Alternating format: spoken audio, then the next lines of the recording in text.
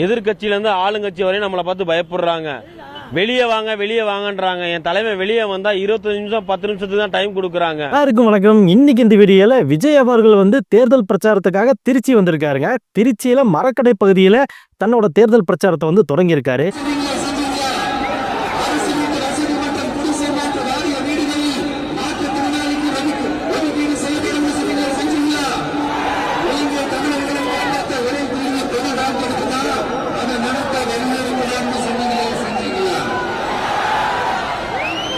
அப்படி இந்த தேர்தல் பிரச்சாரத்தில் அவரு பேசிய விஷயங்கள் எல்லாம் எந்த அளவுக்கு அவரோட அரசியலுக்கும் வருகின்ற சட்டமன்ற தேர்தலுக்கும் பயனுள்ளதாக இருக்க போகுது அப்படிங்கிறத நம்ம பார்த்துருவோம். அது மட்டும் இல்லாமல் எப்பவுமே எனக்கு இந்த விஜய் ஃபேன்ஸ் மேலே ஒரு சின்ன இரிட்டேஷன் இருக்குதுங்க. அது என்ன அப்படிங்கிறத இந்த வீடியோ முடியும் போது நீங்களே தெரிஞ்சுக்கிங்க. ஏன்னா அந்த அளவுக்கு எனக்கு ஒவ்வொரு மாநாட்டிலையும் ஒவ்வொரு விஜய் அவர்கள் மக்களை சந்திக்க போகும்போது இந்த இன்சிடென்ட் நடந்துகிட்டே இருக்குது. அது என்ன அப்படிங்கிறத இந்த வீடியோவில் பார்த்துடலாம். ஸோ ஸ்கிப் பண்ணாமல் ஃபுல்லாக பாருங்கள். வாங்க நேராக வீடியோக்குள்ளே போகலாம். சும்மா இருந்தவன சொரிஞ்சு விட்டியப்பா அப்படின்னு சொல்லிட்டு நம்ம ஊரில் ஒரு பழமொழி சொல்லுவாங்க, நீங்களா கேட்டிருப்பீங்க. அப்படித்தான் விஜய் அவர்கள் பனையூரில் இருந்துக்கிட்டே தன்னோட அரசியலை நடத்திட்டு இருக்காரு. மக்களை சந்திக்க போகிறது கிடையாது அப்படின்னு சொல்லிட்டுலாம் விமர்சனங்கள் தொடர்ந்து பேசிக்கிட்டே வந்தாங்க. அதுக்கெல்லாம் ஃபுல் ஸ்டாப் வைக்கிற விதமாக விஜய் அவர்கள் இப்போ 2 மாநாடு வெற்றிகரமாக நடத்தி முடிச்சிட்டாரு. இப்போ தேர்தல் பிரச்சாரத்துக்கும் தொடங்கியாச்சு. தேர்தல் பிரச்சாரம் திருச்சியிலேருந்து ஸ்டார்ட் பண்ணியிருக்காரு. டிசம்பர் மாதம் வரைக்கும் தமிழகம் ஃபுல்லாக சுத்த போகிறாராம் விஜய் அவர்கள். ஸோ ஒவ்வொரு தொகுதியிலும் ஒவ்வொரு மாவட்டத்திலும் போய் மக்கள் எல்லாம் சந்திக்க இருக்கிறாரு விஜய் அவர்கள். அப்படித்தான் இந்த திருச்சி தேர்தல் பிரச்சாரம் ஒரு பிளேயர் சொல்லி போட்டிருக்குன்னு வச்சுக்கலாம். சரி, அப்படி இருக்கும்போது இந்த திருச்சி தேர்தல் பிரச்சாரத்துக்காக கெடு வச்சிருந்தாங்க. கிட்டத்தட்ட 23 நிபந்தனைகள். இதெல்லாம் கட்டுப்பாட்டுக்குள்ள வச்சுதான் இந்த தேர்தல் பிரச்சாரத்தை நீங்க நடத்தணும்ப்பா அப்படின்னு சொல்லிட்டு காவல்துறை விஜய் அவர்களுக்கு கடிதம் மூலமா கொடுத்துருக்காங்க, ஒரு லெட்டர். அப்படி இருக்கும்போது விஜய் அவர்கள் 11லேருந்து 12 மணி வரைக்கும் தான் இந்த தேர்தல் பிரச்சாரம் நடத்தணும், அதுக்கு மேலே பண்ணக்கூடாது அப்படிங்கிற ஒரு நிபந்தனையும் கெடுபிடியும் விதிச்சிருக்காங்க. ஆனால் திருச்சி விமான நிலையத்திலேருந்து அவர் தேர்தல் பிரச்சாரம் பண்ண போகிற இடத்துக்கே வர்றதுக்கு கிட்டத்தட்ட 4 மணி நேரம் ஆயிடுச்சு. 4 மணி நேரத்துக்கு அப்புறம் தான் விஜய் அவர்களே இந்த மக்களை சந்திச்சிருக்காரு. அதுவும் பார்த்தீங்கன்னா அந்த 4 மணி நேரம் ரோட் ஷோ மாதிரியே ஆயிடுச்சு. ரோட் ஷோ ஆக மக்கள் எல்லாம் மலர் தூவ என்ன சொல்கிறது, எம்ஜிஆருக்கு அப்புறம் திருச்சியில் மிகப்பெரிய வரவேற்பு இருக்குதுன்னா அது விஜய் அவர்கள் தான் அப்படின்னு சொல்லிட்டு மக்கள் எல்லாம் இன்றைக்கி யூடியூப் சேனலில் பேசுகிறத நான் கேட்டேன். அப்படித்தான் விஜய் அவர்கள் இந்த திருச்சி பிரச்சாரத்தில் கலந்துக்கிட்டு மக்களை சந்தித்து பேசினார். ஆனால் ஒவ்வொரு முறையும் விஜய் அவர்கள் இந்த ரோட் ஷோ நடத்தும் போதும் சரி, இல்லை பிரச்சாரம் பண்ணும்போதும் சரி, இல்லை மாநாடு நடத்தும் போதும் சரி, எண்ணில் அடங்காத மக்கள் கூட்டம் வந்துடுதுங்க. கிட்டத்தட்ட நாளைக்கு இந்த இடத்துல வரப்போகிறாருன்னு தெரிஞ்சோ குடும்ப குட்டியோட விட்ட மளிகை ஜாமானத்தோடு தூக்கிட்டு உட்காந்துருவாங்க போல். அந்த அளவுக்கு மக்கள் விஜயை பார்க்குறதுக்கு ரொம்ப ஆர்வமாக இருக்காங்க. இதில் எனக்கு என்ன சந்தேகம்னா, அவர் ஒரு நடிகராக தான் இன்னும் விஜய் அவர்களை பார்க்குறாங்களா, இல்லை ஒரு அரசியல் தலைவர் மக்களுக்கு நம்மளுக்கு நல்லது செய்ய போகிறாரு அப்படிங்கிற ஒரு இன்ட்ரெஸ்ட்டில் வராங்களா அப்படிங்கிறது எனக்கு தெரியல. ஆனால் 80% மக்கள் விஜய் அவர்கள் ஒரு நடிகர், அவரை நம்ம பார்த்து நம்ம லைஃப்பில் ஒரு டைம் பார்க்கணும் அப்படிங்கிற ஒரு ஆசை சாமானிய மக்கள்கிட்ட இன்னும் இருக்குது. அது எப்படி அந்த ஒரு நடிகரை தாண்டி ஒரு அரசியல்வாதியாக இவர் நாளைய முதல்வர் அப்படிங்கிற ஒரு கண்ணோட்டத்தில் எப்போ பார்ப்பாங்க அப்படிங்கிறது இன்னும் சில வருடங்கள் கழிச்சு தான் அதுக்குண்டான அவுட்புட்டும் ரிசல்ட்டும் தெரியும். அப்படி இருக்கும்போது விஜயை பார்க்குறக்குனே மக்கள் கூட்டம் அள்ளுதுங்க. கிட்டத்தட்ட இன்றைக்கே பார்த்தீங்கன்னா திருச்சியில் பல்லாயிரக்கணக்கான மக்கள் கூடியிருப்பாங்க அந்த இடத்துல.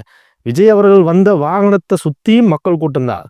ஒரு இன்ச் பை இன்ச்சாக தான் அந்த பஸ் நகர்ந்துட்டு போயிட்டு இருந்துச்சு. அப்படி தான் இந்த திருச்சி மாநாடு அப்படியே அல்லு சில்லுவாக செதறி கிடந்தது. அதாவது என்னன்னா இந்த கூட்டத்தை சொல்கிறேன்.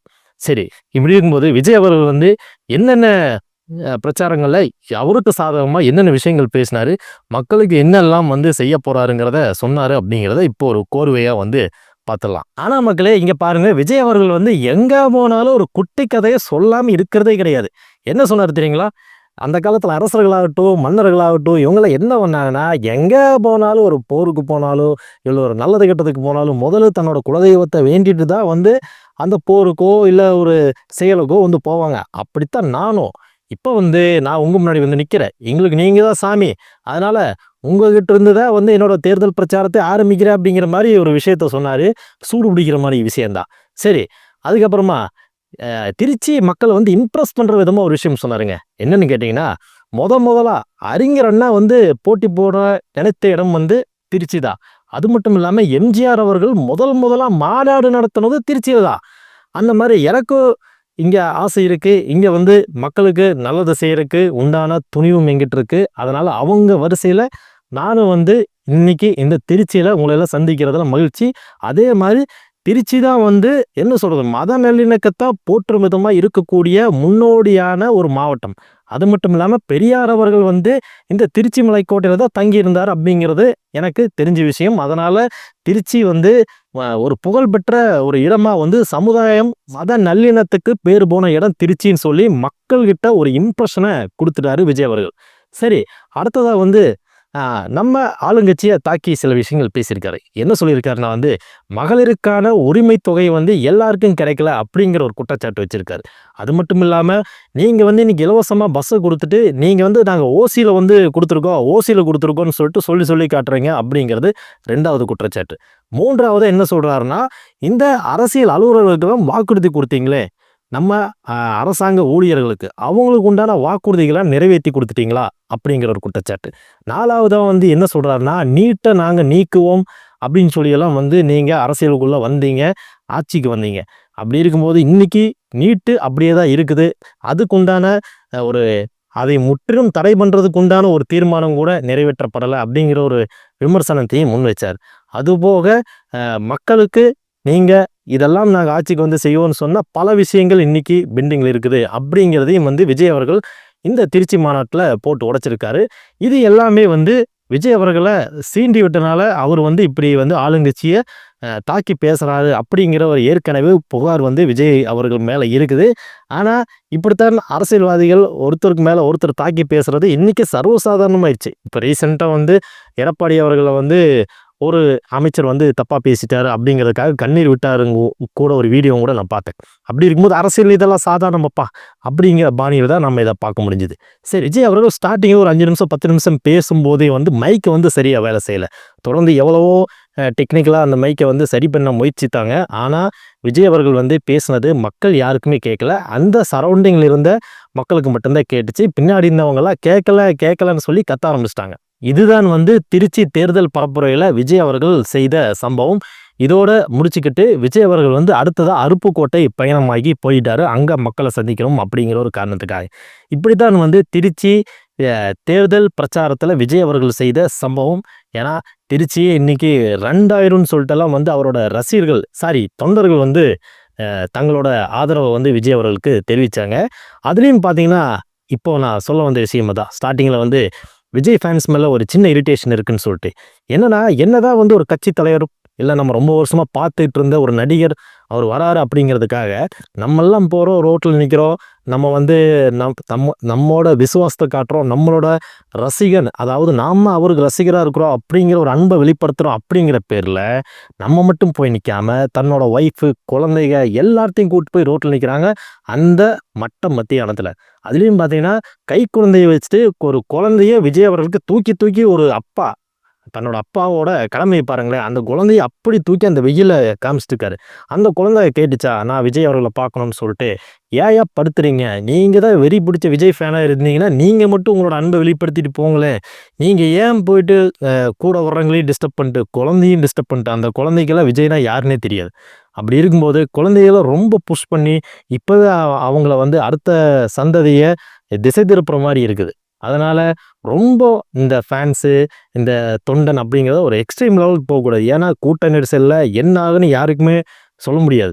இன்றைக்கி கூட்ட நெரிசலில் எத்தனையோ பேர் இறந்துருக்காங்க. சென்னையிலேயாகட்டும், இப்போ கடைசியாக நடந்த மாநாட்டிலேயாகட்டும், எல்லாமே நான் பொதுவாக சொல்கிறேன், இந்த மாநாடு அரசியலெல்லாம் தவிர்த்துருங்க. எங்கே அதிகமாக கூட்டம் கூடுதோ அங்கெல்லாம் வந்து கூட்ட நெரிசல் ஏற்பட்டுச்சுன்னா மயக்கம் வர்றது, இறப்பு நேரிடுறது எல்லாமே இன்றைக்கி சர்வசாதாரணமாக நடந்துட்டு இருக்குது. அதனால் ரொம்ப கேர்ஃபுல்லாக நீங்கள் வந்து நான் விஜய்ன்னு மட்டும் சொல்லலை, விஜய், ரஜினி, அஜித் எல்லாருக்குமே இது பொருந்தும், இன்க்ளூடிங் ஷாருக் கான் வரைக்குமே சொல்கிறேன். அதனால் நம்ம வந்து இந்த கூட்ட நெரிசல் ரொம்ப அதிகமாக இருக்கிற இடத்துல ஃபேமிலி குழந்தைகள்லாம் கூட்டிகிட்டு போகிறது தயவு செஞ்சு தவிர்த்துக்குங்க. இது வந்து தொடர்ந்து இந்த 3 மாநாட்டிலையும் இந்த அரசியல் பொதுக்கூட்டங்கள் எங்கெங்கெல்லாம் கூடுதோ அங்கெல்லாம் நான் பார்த்துட்டு இருக்கிறேன். இது விஜய் அவர்களோட மாநாட்டில் மட்டும் சொல்லலை, காமனாக சொல்கிறேன். அதனால் டோன்ட் மிஸ்டேக் மீ. இதுதான் நான் வந்து விஜய் ஃபேன்ஸுக்கிட்ட சொல்ல வந்த விஷயம். உங்களுக்கு ஒரு கூடுதலான ஒரு விஷயம் சொல்கிறேன். என்னென்னா, நானும் ஒரு விஜயோட அதிதீவிரமான கண்ணியாக இருந்தவன் தான். இன்றைக்கெல்லாம் வந்து கொஞ்சம் பண்பட்டு சரி நம்ம எக்ஸ்ட்ரீம் லெவலுக்குலாம் நம்மளோட அன்பை வெளிப்படுத்தக்கூடாது அப்படிங்கிற ஒரு குறுகிய வட்டத்துக்குள்ளே உட்காந்துக்கிட்டு வீடியோ எடுத்துக்கிட்டு இருக்கேன். ஸோ ஓகே, இன்றைக்கி இந்த திருச்சி தேர்தல் பிரச்சாரம் வந்து அமோகமாக நடந்தது. அடுத்து விஜய் அவர்கள் வந்து எங்கே சுற்றுப்பயணம் போகிறாரு அப்படிங்கிறத பொறுத்திருந்து பார்ப்போம். இந்த வீடியோ பற்றின உங்களோட தனிப்பட்ட விருப்பங்கள் இருந்தால் கண்டிப்பாக கமெண்ட் செக்ஷனில் பதிவு பண்ணுங்கள். படிக்கிறதுக்கு ஆவலோடு இருக்கேன். மீண்டும் அடுத்த ஒரு இன்ட்ரெஸ்டிங்கான ஜாலியான வீடியோவில் உங்களை சந்திக்கிறேன். அது வரைக்கும் நன்றி, வணக்கம்.